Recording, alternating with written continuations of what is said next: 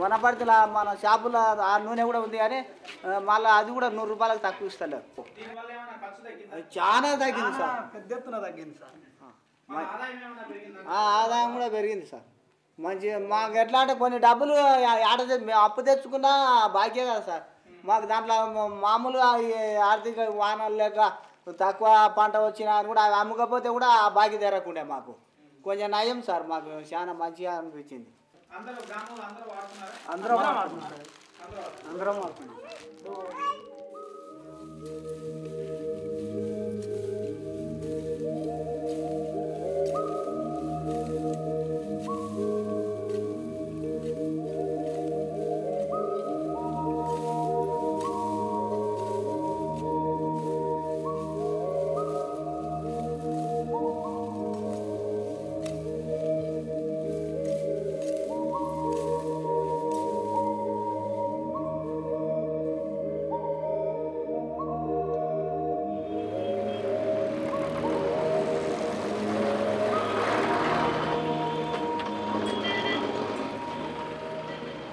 India, a country of subcontinental size with a population of more than 1 billion inhabitants. 35 to 40% of the population lives in poverty. In cities where 30% of the population lives, extreme poverty is visible in the slums. These are not only confined to certain areas, but form strips of poverty throughout the city. Still, the majority of India's poor live in rural areas. In the 1960s, a green revolution in agriculture was supposed to increase the production of food and to alleviate poverty.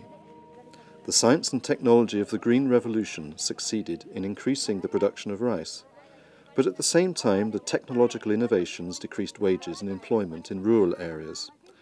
As a result, the level of poverty increased, as well as the gap between India's rich and poor.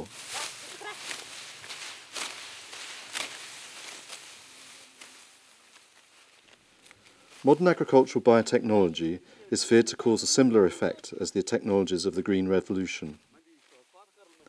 While increasing food production, it might at the same time widen the gap between rich and poor. But this is not inevitable. A choice can be made for a different development. Science does not necessarily contribute to unequal social relationships and an increase in poverty. On the contrary, modern biotechnology can be used to challenge such an inequality. However, this requires a different kind of biotechnology development. It requires the development of biotechnologies that are tailored to local needs and circumstances.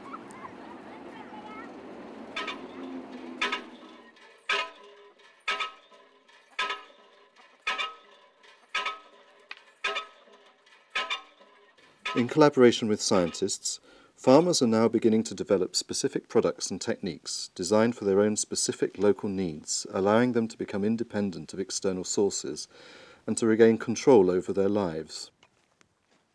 A first illustration of such a bottom-up approach is the conversion of waste products into agricultural resources through the use of vermiculture.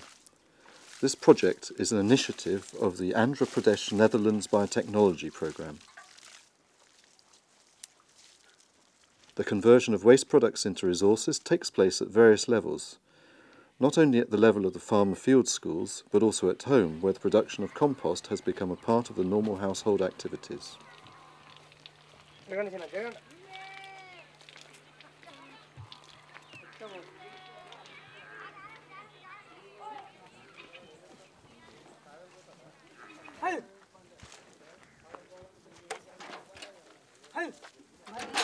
ఇప్పుడు మీరు మీ ఇంటి దగ్గర ఒక చిన్న production అది ఉత్పత్తి చేసే కేంద్రాన్ని పెట్టారు కదా.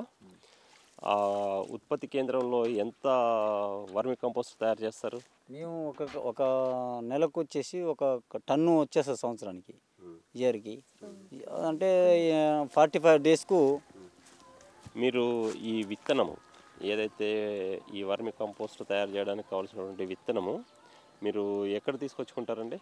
వర్మి కంపోస్ట్ విత్తనం అంటే కృషి విజ్ఞాన కేంద్రం పోయి ఒక 6 కేజెస్ 5 కేజెస్ కొనుక్కొచ్చాము. కొనుక్కొచ్చి మేము చేసుకొని ఇక దానికి మేము చదువుకొని ఆ విధంగా చేసుకుంటూ పోతున్నాం.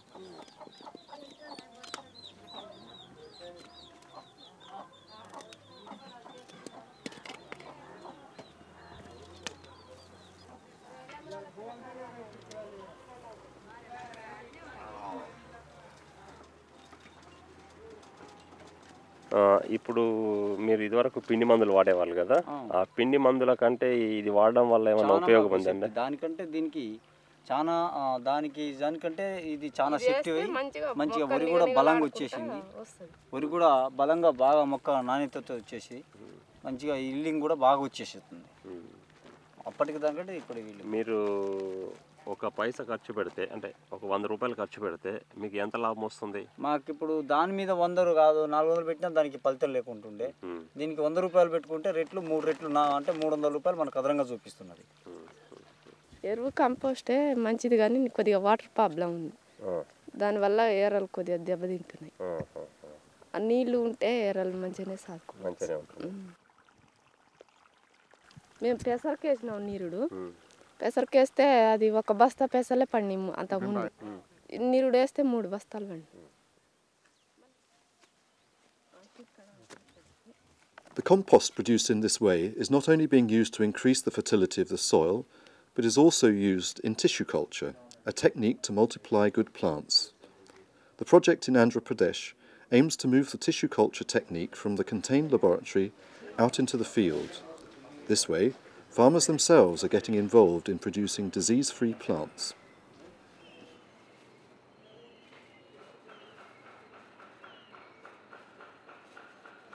We have standardized a technology of mass production through tissue culture. So in this tissue culture, what we do is we take from the mother tree a small, actively growing shoot, a juvenile shoot, and then we culture it in a culture medium which we have designed and standardized. This contains a number of micronutrients, macronutrients and agar. And after about 6 weeks, these plants grow up and they produce about 6 to 7 plantlets. I would say 6 to 7 nodes. So each node can be cut, and each of these nodes can be cut. So for example, you have 2 plants here, and each plant having 4 nodes. So each node can be cut and then multiplied to again produce another 6 nodes from one plant, like that another 6 weeks. The key innovation here is that traditionally in tissue culture laboratories worldwide, they multiply and rooting also done in this type of agar bottles. This type of agar bottles, and which would add cost and also requires a very high degree of skilled manpower. In addition, energy cost. So what we did is we have transferred this rooting step outside the laboratory. What we technically call as ex vitro rooting, outside the laboratory. So with that we have done innovations, rather 2 changes. Number one is that we have now become, at least for part of the job, independent of the energy laboratory. And secondly, the kind of technique we have standardized, which is in the greenhouse, can be done by farmers. A shift can be witnessed from the laboratory to the field and from lab assistant to the farmer. Because of this transformation process, even the poorest farmers can get involved in tissue culture. Plants from tissue culture are available for lower prices, since they spend less time under expensive laboratory conditions. Next to tissue culture and vermiculture projects, the Farmer Field School is involved in the production of biofertilizers. Like the other projects, it distinguishes itself by using a decentralized approach to development. There are 3 kinds of biofertilizers. One is rhizobium, which fixes nitrogen for the leguminous crops, and the other is azospirillum, which fixes nitrogen for all other crops. Besides this, there is another phosphobacterium, which makes available extra phosphorus to the crop. This is a liquid form, which is difficult for the packing and then distributed to the farmers. So we make it into a powder form by mixing with a lignite, a fine powder of coal, which we obtain from Neyveli in southern part of the country, near Pondicherry.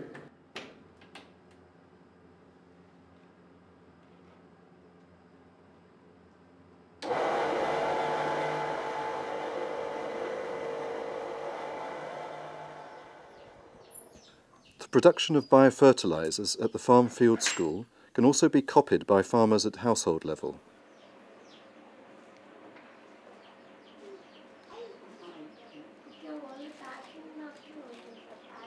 ఇవి పొలంలలో వాడినా కానీ మంచి result కనిపిస్తుంది. Chemicals fertilisers కంటే ఈ bio fertiliser వల్ల result చాలా బాగా కనిపిస్తుంది.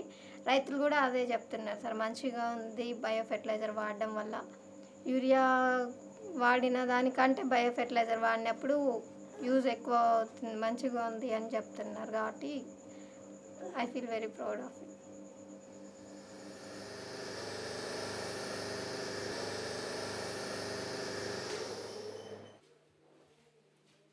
The beneficial bacteria are cultivated in a liquid medium in small bottles, and subsequently coal powder is added, making the biofertilizer easy to handle.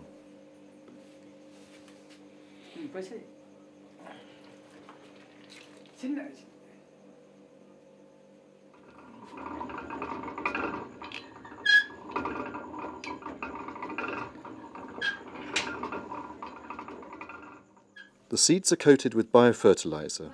This ensures a direct contact between the beneficial bacteria in the fertilizer and the young root system of the seedlings.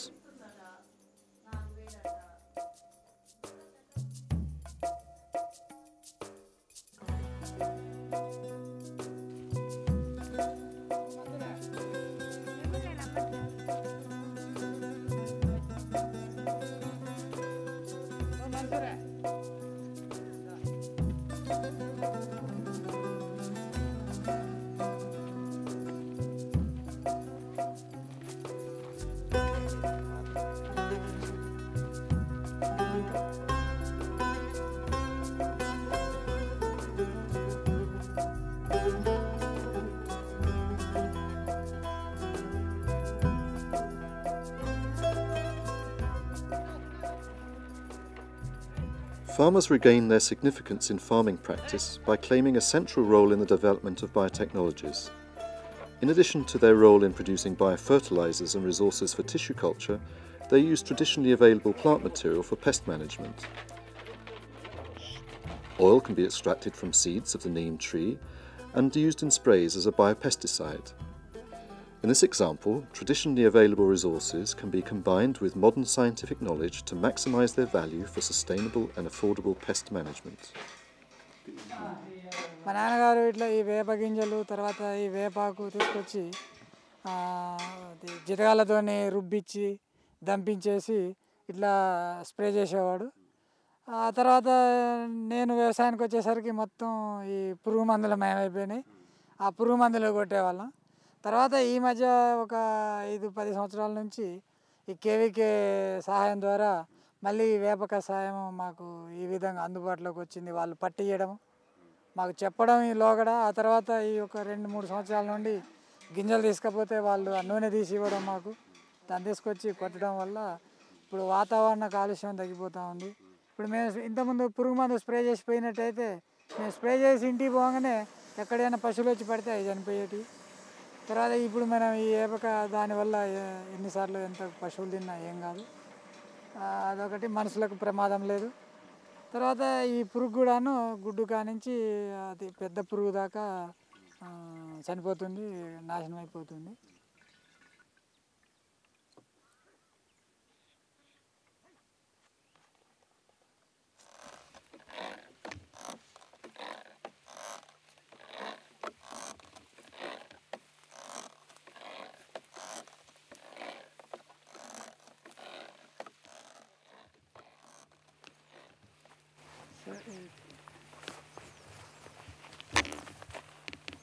Insects. Yeah. ఇది damage అది. Damage. And your pesticide? Pesticide spray చేసినట్లయితే చనిపోతుంది. ఇది neem oil చేసినాం కదా, neem దీనివల్ల ఇది గుడ్లు పెడతాం, అది తగ్గిపోతుంది. ఇది ఫుడ్ తీసుకోలేదు, అందువల్ల ఇది ఒక వారం రోజులలో క్షీణించి చనిపోతుంది.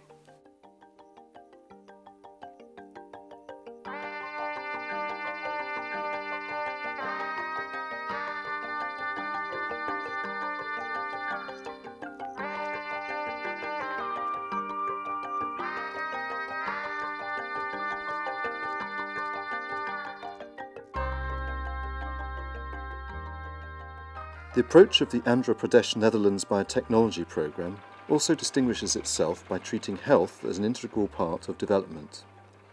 Only few villages have their own doctor. Therefore, the use of medicinal plants is vital, as well as the processing of drugs from these plants at the village level. In this village, this is done by school teachers.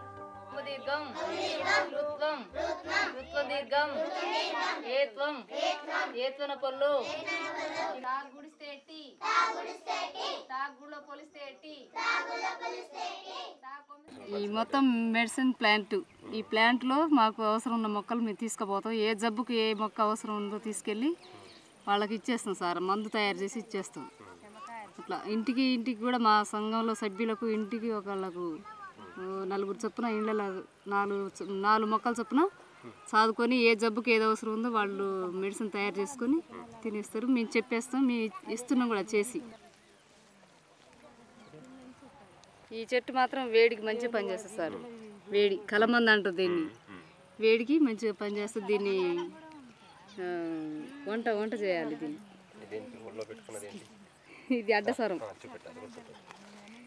ఇది దగ్గు అలతో దగ్గుకు ఇది వాడతారు ఇది చూర్ణం చేసి తేనెలో పెట్టేస్తే తగ్గిపోతుంది వెంటనే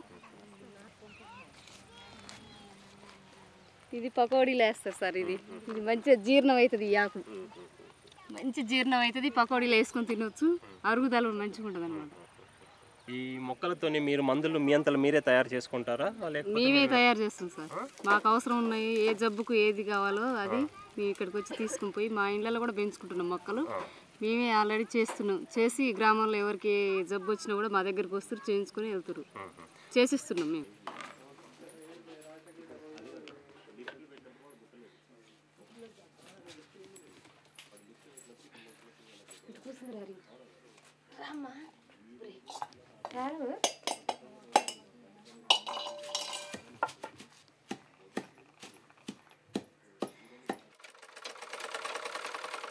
The production of clothes, tailored to individual sizes and preferences, is a symbol for the tailoring strategies in biotechnology.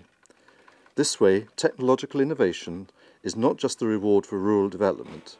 Rather, it becomes a tool for development, addressing specific local needs and embedded in local culture.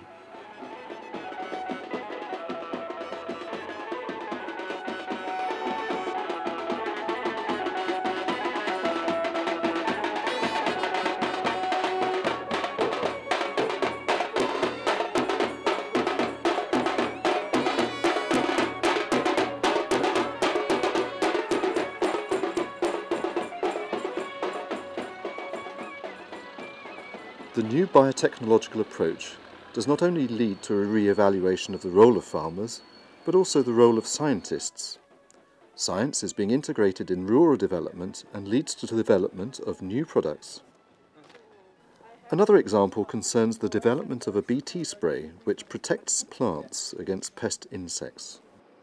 BT is traditionally produced by all multinationals by this methodology. And this is a highly capital intensive methodology. The control is lost, the whole material, whole cycle is lost. And this takes 60 hours, 48 to 60 hours for complete growth and lysis. So to have a continuous power supply for that much period in Indian conditions is always not possible. So we need to develop a technology or a technique where it's easy to multiply, promote localized production, and also bring it in a affordable price in the reach of the farmer. That was the whole aim. We have made BT isolations from soil samples which were collected. These soil samples were collected from farmers' fields where castor, red pigeon pea, groundnut and cotton was grown. BT is an abbreviation for Bacillus thuringiensis. This bacterium produces certain proteins that are toxic to unwanted insects. BT bacteria are isolated, transferred to a specific medium, grown under controlled conditions and further multiplied in a solid medium. This fermentation step can be carried out in cheap containers. It no longer requires a continuous power supply or specialized equipment. This is after 60 hours, it will be like this. Mottam open. So complete pellet formation. You see? It has utilized the medium and ground, and the smell also you can make out. A suspension of Bt bacteria is extracted from the culture medium. This suspension is centrifuged and a pellet of bacteria with the active ingredient is collected. This is the Bt powder, final one, and we are recommending it to the farmers, which costs for around 25 to 30 rupees for one spray. The most important innovation here is that Bt is no longer produced in a liquid form, but in a solid form from local bacterial strains. The new process is much cheaper and eliminates the need for high-tech equipment. This in turn allows the establishment of independent production units in clusters of villages. In this village production unit, the laboratory infrastructure is replaced by cheap and locally available materials. This way, the production of biopesticides can take place within the farmer community itself.